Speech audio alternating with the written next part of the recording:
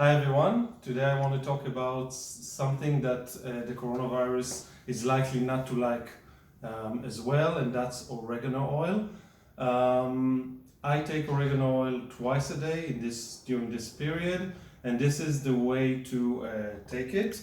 First of all, I have oregano oil made by an Israeli company that I recommend to all of my patients, but I'm very lucky also to have oregano oil here from a Belgian company called Pranarom, from my friend Maria in Finland. And what you do is you put you take a spoon of olive oil, you take 1 or 2 drops. One second, it's coming out. Here it is. And you just swallow it. Pungent, I can tell you for sure, but it works. And oregano oil has been studied for tens of years. It is known to have antioxidant.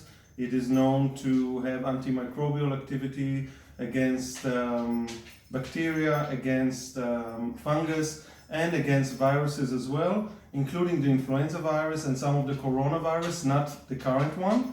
Likely that it's going to work against that as well, and so it's a natural, great anti-corona medicine for you to take at home every single day.